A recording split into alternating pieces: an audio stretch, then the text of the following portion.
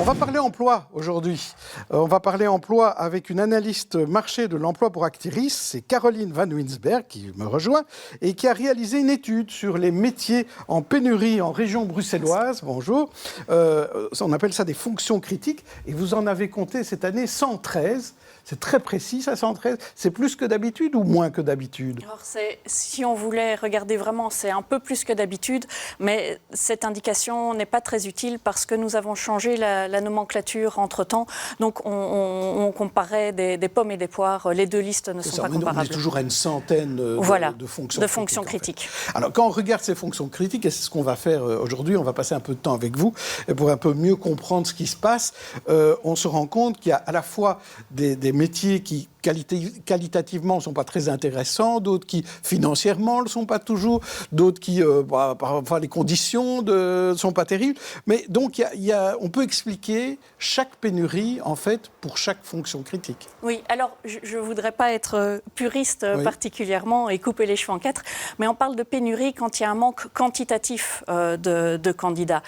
Les fonctions critiques, on les explique de trois manières différentes. Ça peut être par cette pénurie, ce manque de candidats, mais ça peut être également pour des raisons que l'on dit qualitatives et qui sont liées au profil des candidats et aussi aux exigences des employeurs. C'est-à-dire il n'y a pas de correspondance entre les exigences des employeurs et certaines compétences ou connaissances qui sont demandées chez les demandeurs d'emploi.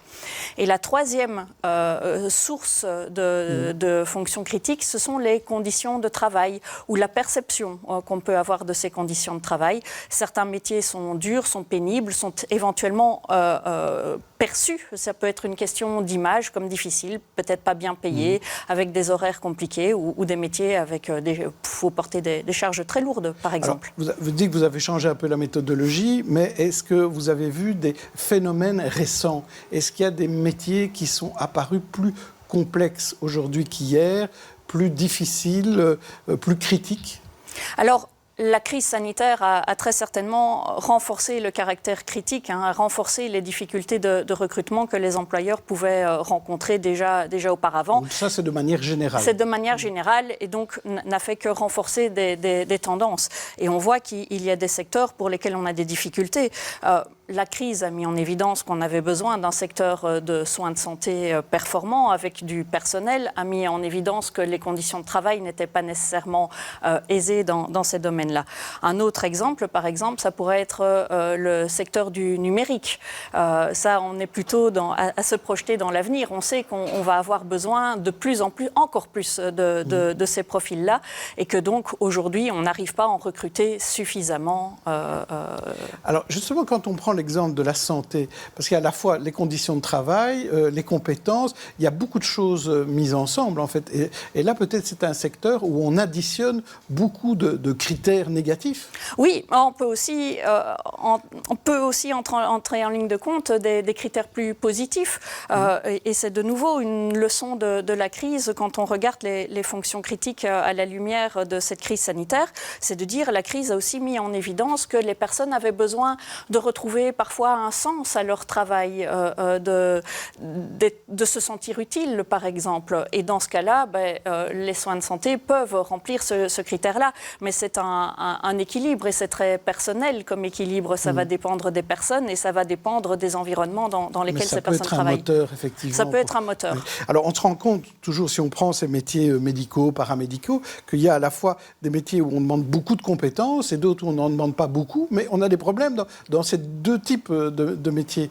Si je prends, je sais pas, on cherche un pharmacien, il faut quand même avoir fait des études assez poussées, mais on cherche aussi parfois des aides-soignants, donc là où il faut un peu moins d'études. Donc c'est quand même un peu compliqué de se dire vers où on doit aller quand on est jeune aujourd'hui, non ? Alors, ce n'est pas le même niveau d'études, mais être soignant demande toute une série de compétences qui sont particulières et qui peuvent être obtenues. Alors, on parle d'études, par exemple, pour médecins ou pharmaciens, mais ça peut être via la formation professionnelle également. Et donc, c'est une voie pour former et pour former des demandeurs d'emploi et essayer d'obtenir des candidats qui correspondent mieux. Est-ce que votre conseil, c'est de dire à quelqu'un qui cherche de l'emploi, regardez la liste des métiers en pénurie et puis choisissez vos formations en conséquence? Ça vous donnera peut-être des idées? Alors oui, il faut prendre en compte l'évolution dans le temps, évidemment. On peut dire que ces métiers sont des métiers où les employeurs ont des difficultés pour trouver des candidats, donc, et probablement la plupart de ces métiers vont se maintenir là. Donc s'orienter vers ces métiers, vers d'autres également, ça a du sens. Oui, et vous utilisez aussi une phrase dans votre étude, vous dites « choisir un métier en pénurie, c'est augmenter ses chances de trouver un emploi ». C'est un peu une tautologie, ça, hein. Ah oui, mais il y a moins de candidats, vous, oui. Vous avez moins de concurrence. Donc, en effet, je veux dire, si vous remplissez les conditions et les attentes des employeurs, il peut y avoir, si vous avez la bonne formation, il peut y avoir un job à la clé, c'est certain. Alors, on a vu au niveau formation, mais au niveau maintenant du jeune qui se dit « mais quelles études je vais faire demain ?» Est-ce qu'on peut prévoir quelques années de distance? Quels sont les métiers où on aura plus de chances de trouver un job? Alors, on n'a pas de statistiques sur l'avenir.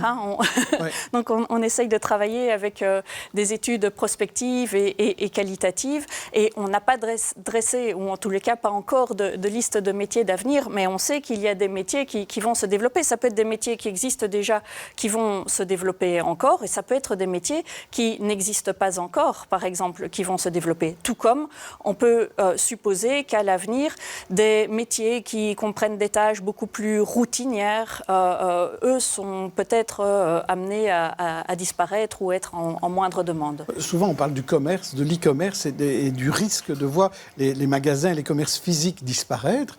Est-ce que là aussi, il y a des métiers qui risquent de disparaître? C'est quelque chose... Est-ce que l'on voit une tendance dans les études que vous réalisez?